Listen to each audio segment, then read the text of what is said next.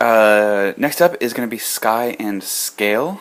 Um, yeah, this deck isn't my favorite deck, but I do find it to be fun sometimes. It's one of those decks where when you pull out a victory, especially one you didn't see coming, it is immensely satisfying. I think more satisfying than when you win with a dominant deck.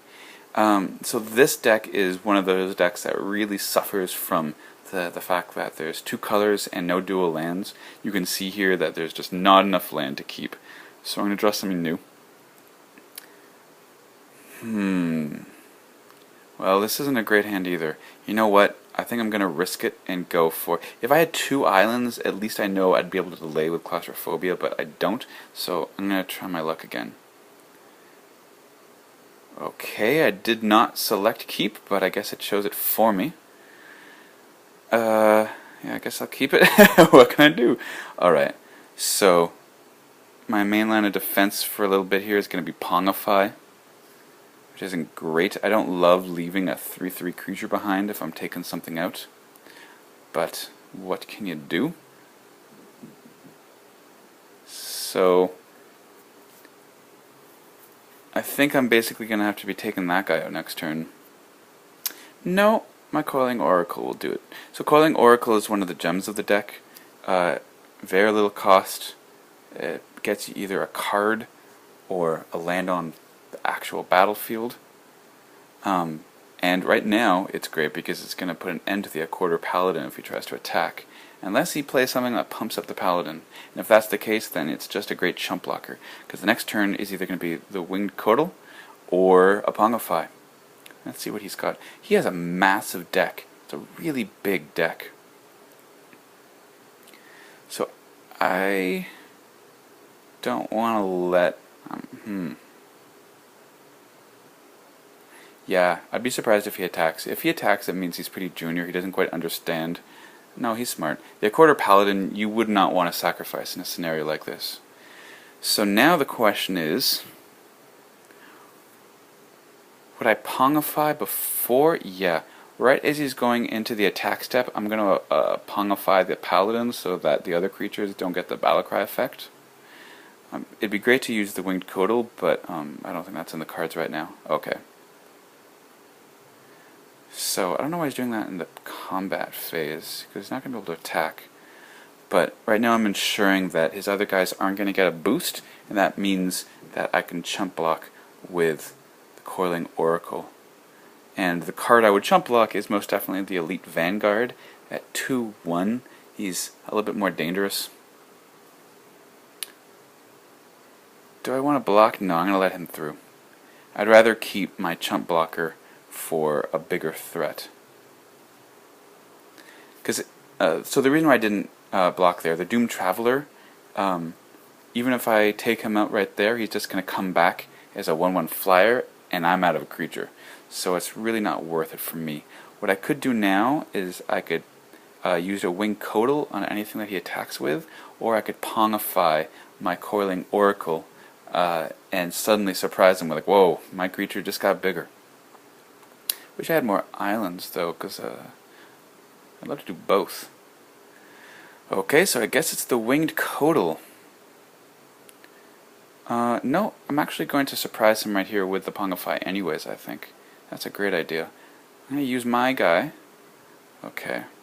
So I'm going to take out my own Coiling Oracle, and I'm going to use my ape creature to take out his ape creature, which he definitely will not have seen coming. Because I ended up giving him a bigger creature than he had at all, and now I've just evened the battlefield. I had to use 2 cards to do it, which sucks, but all things considered, I think I'm going to be better off for it. I'm still in a pretty bad situation right here. Yeah, I guess I'll play the Coiling Oracle again. I mean, I might just be trading with him for a little bit, but... Okay, that's something. So I can play both the Winged Codal and that Coiling Oracle. That's not bad. And then the next turn, I could even hold back for a Mystic Snake, try to counter. Let's see what happens here. Let's see what he launches in with, if he launches in with anything.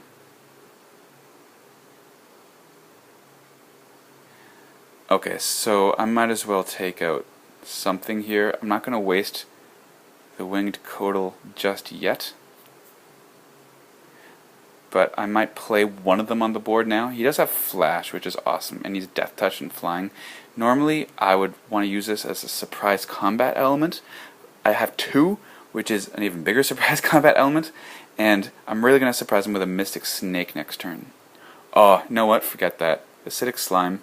I'm taking out his land. So this guy has a massive deck, and one of the downfalls is sometimes you'll get land screwed, and Acidic Slime devastates lands. So, right now, he is not sitting pretty. Basically, I got him in a really good spot right now. If he does attack, he's a fool to do so. Yeah, I'm definitely taking that out. He wants to do that for the flyer, but I mean, the advantage of me having the winged Codal out there is that I have a flyer. Now, unless I have something really compelling, see, what I'm considering now... Okay, so I have two options here. I could either play nothing and wait on his turn for a Mystic Snake. So I'd counter any spell he plays and have a Mystic Snake on the board. Or I could play either mutation on my own Acidic Slime. I get 5 1/1 guys out there, and I'd be able to destroy another... You know what? I just talked myself into it. I'm going to do that. That's a great idea. So I now have the creature advantage. I have something to kind of take him back, rebuff his flyer, no matter what. And next turn he's losing another land.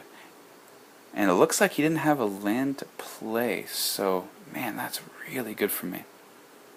Alright, so it looked like I was gonna get run over there for a minute, but his land slowed him down, and my land's just picking up. So that's a slice of alright. I did really nicely there. Alright, so in case he tries to do anything I'm unaware of, I'm going to take out that land right now. Normally, I would love to do this after I attack, but I'm not entirely familiar with that deck, and I just don't want to risk anything. So I'm going to launch in with... Oh, he quit. Yeah, I'm going to launch in with that. And let's see what the computer now would do. So I do find that when I'm playing a deck with as many cards as this one, often it's an indicator of the skill level of my opponent, and as such, it does often mean that they will quit long before the game's lost, just because they don't trust that they can come back. They think, oh, it's a lost cause, why even bother? Of course, that's not the case. So now I have some options. I don't think I'm going to play anything. Overbeing of Myth is a great card, Lower Scale Codal is a great card, but I think I want to keep my options open for Mystic Snake. Snake Form is another good one. I could launch in with everything and try to take something out with, try to take out his Elite Vanguard with the Snake Form, but I'm not feeling a need right now. So I'm just going to launch in with my 1/1s, hope to wear him down.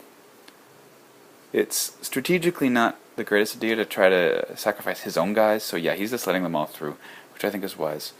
But pretty much anything he plays now, I am going to counter with Mystic Snake. At least I'm hoping to, because then I'm going to start dropping my Lower Scale Codal and the Overbeing of Myth, and I'm just going to see some... Oh, yes. This worked out perfectly. The only thing that would have been nicer is if... So, the card I just took out here, the Fiend Hunter, if theoretically he had gotten the Acidic Slime and then I found a way to kill that Fiend Hunter, that's another land that just got destroyed. Merc Fiend Liege, you are chosen. I'm going to launch in with everything now, because he'd have to double up to take out my Acidic Slime, and that is worth it. Plus, all these bad boys untap, so I don't need to keep anything back even. Maybe that opponent was wise to quit when he did, because it's looking less and less likely he's going to have a chance. Alright, this is going exceedingly well. Wow, he's down to 2.